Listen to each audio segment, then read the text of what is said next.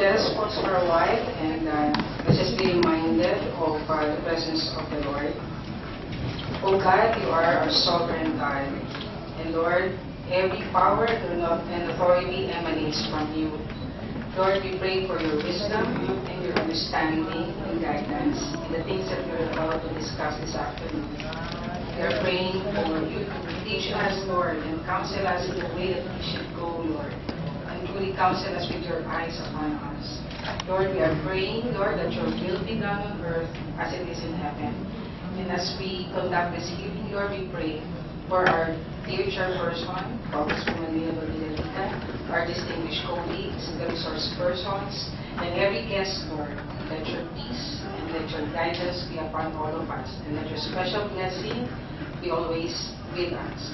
Lord, we give you honor and praise, for you deserve every praise and every honor. In Jesus' name we pray. And everybody say, Amen. Thank you very much, Honorable Jonah Gonzalez.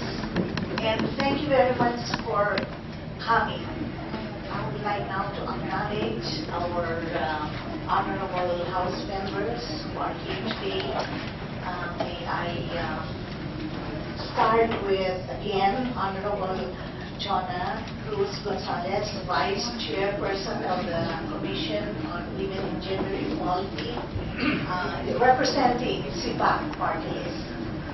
And on my right is Honorable Kaka J. Batao of the Law District of Dinagat Islands, Honorable Victoria G. Noel of Anurai Party List, Honorable, our Vice Chair, one of our Vice Chairs also, Vice Chairperson, Honorable Erlinda Santiago of Ang-Sagip Party List. And we are also very much honored to have with us today Honorable Jose L. Atienza Jr. of Buhay Party List, and also our former colleague representing Ang-Sagip, the chairman of Ang-Sagip Party List, Honorable Dante Marcoleta, colleague in the Central Luzon Bloc of the 15th Congress. And now may I ask our committee secretary to acknowledge our honorable guests, our resource speakers, and representatives of all the organizations that are here today. Thank you, Madam Chair. To honor us with their presence and participation are the following resource speakers as registered. We have Honorable Jose L. Atienza Jr. of the Party List Buhay, Honorable Dante Marcoleta, former Congressman of Ang-Sagip, Attorney Ronaldo P. Reyes of the CDCP, Senior Pastor Dr. Peter Tanchi and his entourage, Pastor Bong Saki, Pastor Ricky Sarto, et al., from the Christ Commission Fellowship or the CCF. We have Ms. Aileen Ananeta, Vice President, Alliance for the Family Foundation, Reality. Ms. Nikki Castillo of the Rainbow Rights and Projects Incorporated, or the Lagablag, Managing Director. Mr. Wilnor Papa of the Amnesty International and Lagablag, Program Coordinator. Jane Cristobal of the International Gay and Lesbian Human Rights Commission. Ann Lim of Galang, Philippines. Please acknowledge when your name is called. Thank you. Bernadette P. Neri of the UP Diliman Gender Office. Jocelyn B. Bananag of the Commission on Higher Education. Kate Montecarlo Cordova, Association of Transgender People in the Philippines. Thank you, ma'am. Jocelyn Gaverinto, Chair, Philippine Association of Christian Counselors. Pastor Augusto Go of the Intercessor for Christ Philippines, Attorney Claire Angeline Luxon, Associate of the Women and Gender Institute, Joaquin Miriam College. She is also the Program Officer, Development Alternatives with Women for a New Era. We also have Madam Chair and honorable members of this committee, Bishop Ruben Abante of the Lighthouse Bible Baptist Church. From the Philippine Commission on Women, we have Ms. Annette Baleda. We also have from the Civil Service Commission, Director Noreen Boots Gokon Gakasi. Hindi kita nakilala. From the Jesus is Lord movement, we have Emmanuel Frontera.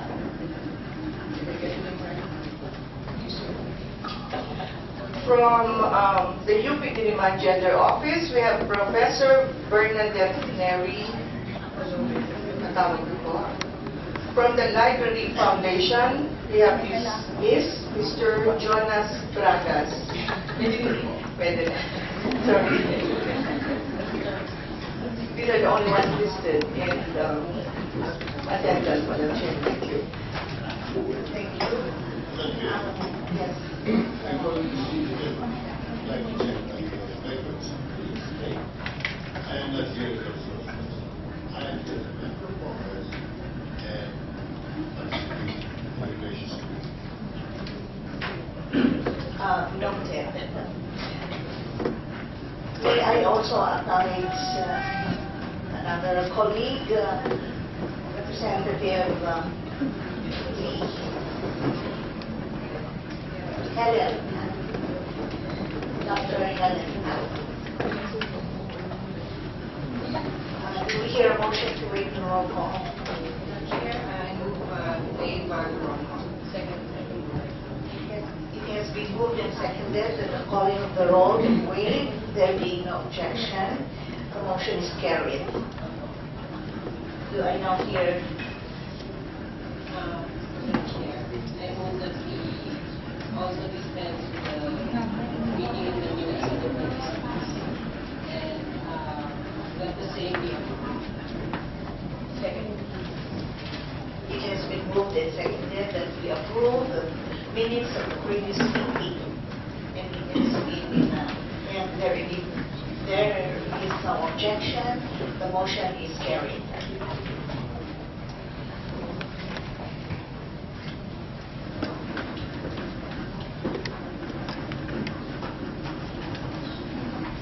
Good afternoon again, and welcome to the Committee on Women and Gender Equality, or CWGE, on its 5th Mother Committee meeting. In the transition period during the 7-year break after our 4th Mother Committee meeting held June 10, 2014 till the present, the committee conducted technical working group meetings as follows. July 21, second PWG meeting on establishment of resource and development centers for women and their children in difficult circumstances, chaired by Senior Vice Chair Representative Veronique Naxton-Noel of the Long District of Malabon. July 24, first PWG meeting on electronic violence against women and children, amending the policy law, chaired by Gabriela Representative Luz Benita Ilagan. And on August 13, first PWG meeting amending the anti-mail order drive law, chaired by CWG Vice Chair Representative Cinchona Cruz Gonzalez of Citizens Battle Against Corruption. Also during this period, the committee participated in the stakeholders consultation meeting among government agencies on subject matters such as reproductive health, LGBTs, and other subjects. Postpartum family planning summit and dissemination activity, orientation seminar on the role of Pag-asa DOST in disaster risk Reduction Management and Climate Change Adaptation, book launch, and symposium on caring for the female adolescents. Your chair also attended and extended our support to the National Council of Women of the Philippines on their 68th anniversary last August 29 at the Manila Hotel. And just last Saturday, yours truly delivered the keynote address at the 10th Regional Women Ministers and Parliamentarians Conference on Progressive Sexual and Reproductive Health and Rights into Beijing Plus 20. The two-day conference, sponsored by the Asian Forum of Parliamentarians on Population and Development in collaboration with the Philippines Legislators Committee on Population and Development and the United Nations Population Fund, was co-sponsored by the CWGE. It was attended by 21 countries, and women parliamentarians like us discussed how we can continue to champion sexual and reproductive health issues and gender equality after the 20th anniversary of the Beijing Protocol and International Conference on Population and Development Program of Action.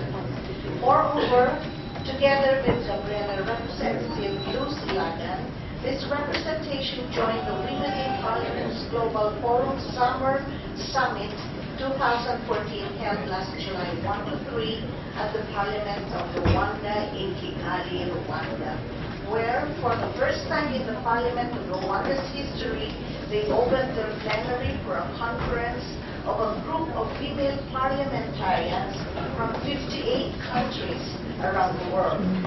64% of Rwandan parliamentarians are women, exceeding their constitutional mandate to grant 30% decision-making posts to women. Regarding our pending request with the Committee on Justice to return to our committee the bills penalizing sexual infidelity, authored by our colleagues, Congresswomen Susan Yap, Josephine Lacson-Noel, and yours truly, we were informed that the Department of Justice has already submitted to the House Committee on Justice for filing an omnibus House bill containing the draft of Book 2 of the revised penal code. This bill already contains, among others, a revision of the provision on sexual infidelity. The revision made is most welcome to us since it does not make any distinction between a man and a woman offender. In simpler terms, we will now see the tape that incriminating circumstances and penalties for the every spouse, whether it is the husband or the wife, will be exactly the same and no longer discriminatory. However, because of this development, we were advised that this draft of Book 2 will be taken together with the draft of Book 1 already pending, also with the Committee on Justice, and thus our consideration of the anti-sexual infidelity bill here is already in moot and academic. Today, we tackle a controversial proposed legislation, the Anti-SOGI Discrimination Act, SOGI being sexual orientation or gender identity. The subject measure, which is contained in your kit, is in consolidation and in substitution of House Bills numbers 110, 342, 1230, 1842, 2571, and 2572, totaling 23 authors and co-authors as of August 26. For information, we saw the anti-discrimination bills were almost subjected to a bicameral conference committee in the 15th Congress and then refiled in this 16th Congress. They were deliberated on initially in the second Mother Committee meeting held last November 26, 2013, where other members present were moved to be made co-authors of the consolidated bill. The bills were worked on by a DWG in 4 meetings. The first TWG meeting was presided over by Representative Rosenda Ann Ocampo of the 6th District of Manila last December 2. The other 3 meetings by a core group tasked by Representative Ocampo to review and fine-tune some contested provisions like penalties for violators of the proposed law. They were held this year, January 22, May 6, and May 22, and recently, again, TWG small core group meeting was held September 3 to thresh out some gray areas in the substitute bill. Also, for information, sourced from the Senate ComSec Gigi Morales, a number of anti-discrimination bills have been filed in the Senate, lodged in different Senate committees, but not in our counterpart Senate Committee on Women, Youth, and Family Relations. In the House of Representatives, several related anti-discrimination bills also have been referred to other committees, to the Committees on Human Rights, National Cultural Communities, and Labor and Employment. However, none of these committees have acted on these measures so far. Since everything that PWG worked on this bill, on the SOPI bill, was premised to be under the advisement of this mother committee, that PWG basically did not agree on the penalties provision in Section 6, thus causing to this mother committee the final decision. The principal offers representatives deemed too low the proposed penalties for violators of the law, as crafted by the House Reference and Research Bureau, RRB, and thus may render the law ineffective.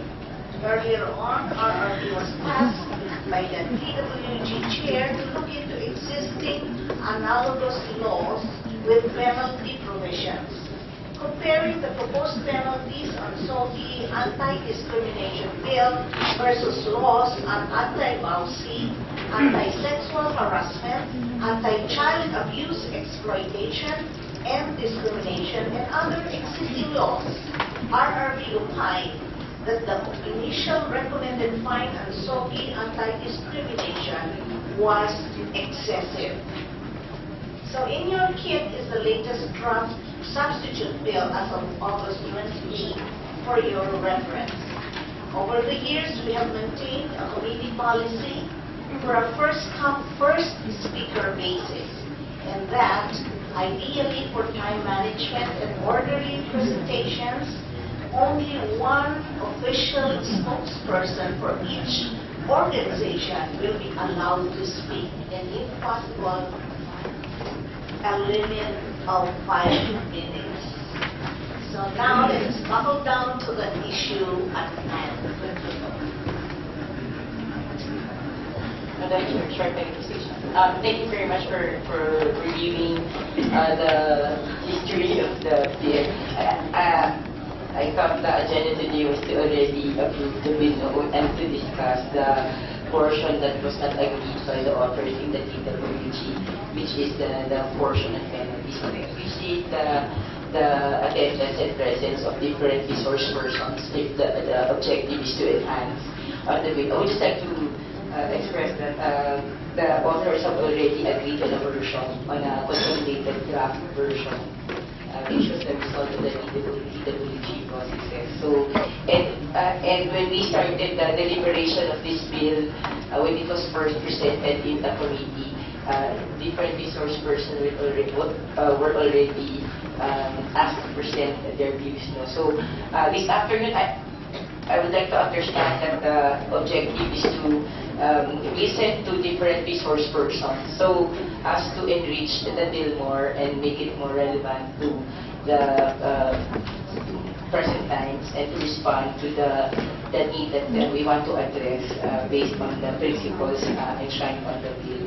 So I would just like to express that, Madam Chair, and to make sure that the resource person will also look at the bill, and because we are willing to listen to inputs and recommendation on how to enrich the bill more. Thank you, Madam Chair. I agree with you. I agree with you. We have invited other speakers because there is a request to listen to everybody who are involved in this bill. So, for your information, we are doing that today. So, Vice Chair. Thank you, Madam Chair, distinguished colleagues. We are very thankful for the opportunity to tackle this bill and invite our resource persons. And this is in pursuance, of course, of Section 26, which I quote the second paragraph thereof. The committee shall establish appropriate systems and procedures to ensure that constituencies, sectors, and groups whose interests are affected by any pending measure are given sufficient opportunities to be heard. Committee shall pursue dialogues and consultations with affected sectors and constituencies, conduct researches, and engage the services and assistance of experts and professionals from the public or private sectors as may be needed in the performance of their functions. I would just like to point out, Madam Chair, distinguished colleagues, that perusal of the consolidated bill and the notices sent to the resource persons for today's hearing, I noticed that there are other agencies that are not yet notified and we also need them to be consulted. For example, there is a reference with regard to military or police, so therefore we have to invite the PNP, AFP, with regard to health services, the DOH, field health, with regard to housing, of course, NHA, HMQRP, PAGIBI, GSIS, all of these agencies will be affected. A reference was made also with regard to OSG as the one who will represent the minor, therefore the OSG has also will be represented and heard. The DOJ, because there is now a conflict with regard to the penalties that is being proposed, so we need to consult also DOJ. The employers union and the private and public or private school owners and administrators, prosecutors, judges. There's also a reference with regard to accommodations and facilities. So therefore, we have to consult also the hotel owners, the resort owners, bar owners, even the NBI, because there's also a provision with regard to investigation, and also with regard to juridical persons who may be held liable. Of course, we also have to consult the SEC. So, just to point out, Madam Chair, distinguished colleagues, that there are other agencies and groups that has to be consulted, because all of these groups and sectors will be affected by this bill. As you have gone over this, you will see the different agencies being referred to, and we also need to be guided by their recommendations and their views so that we'll be able to come up with a very relevant bill for that matter. Thank you, Madam Chair. Before anything else, I would like to acknowledge Honorable Zarate of Party List Bayan Una and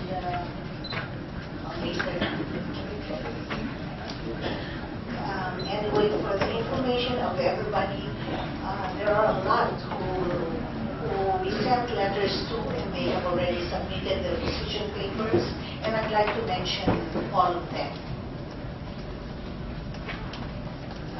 The International Gay and Lesbian Human Rights Commission, Galang. Actually, they have two position papers. I mean, there is a new one again, from the National Youth Commission, the Library Foundation Share, PLF, the Civil Service Commission, the Philippine Commission on Women, the Catholic Bishops Conference of the Philippines, or the CBCB, the Alliance for the Family Foundation, ALFI, and the Philippines for Jesus Movement, which will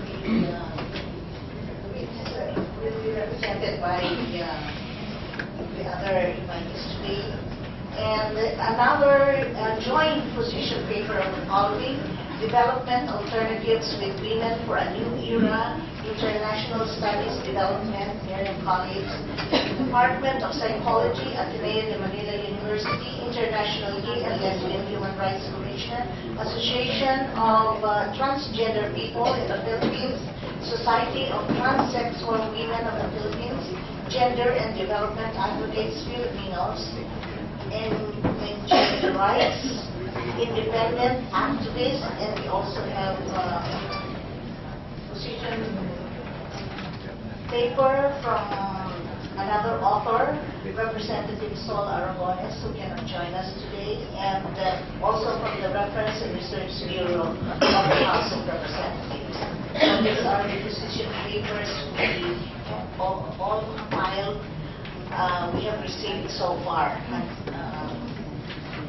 this today. So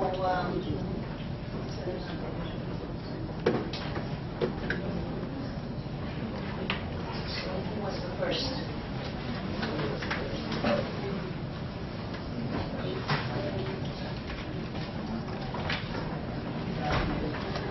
Oh, yes.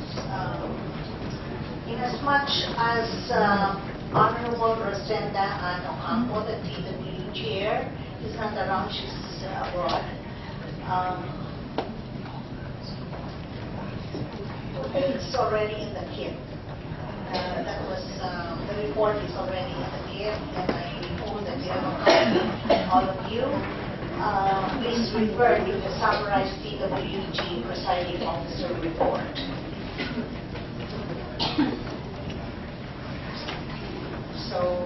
So now, again, I repeat, only one official spokesperson for each organization be allowed to speak for not more than 5 minutes, if possible. So, as a concerned member of Congress, may we give the floor to Honorable Jose Atienza Jr. Chair, as I clarify, I'd like to participate in the deliberation, discussion, drafting, most version of this law. So I'd like to give preference to the gentlemen and ladies who have come over here to be heard by us. And I'd like to give the opportunity to speak, as I am proud of the presence here. Be a responsible person. No, I'm here to participate in the draft. May I give the floor to Honorable Dante Marcoleta? If you have something to share with us too.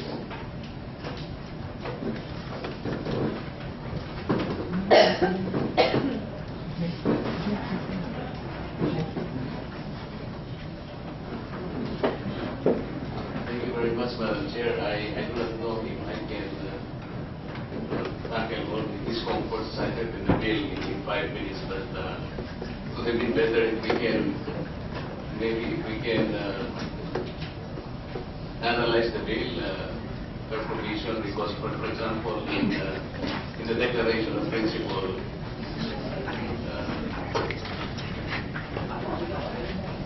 may I ask my dear friend, Ms. Uman, this section 2, this is declaration. Excuse me po. Yung pagkakaunawa ko po, ang purpose po ng talakayan ngayong hapon ay pakinggan ang mga resource person.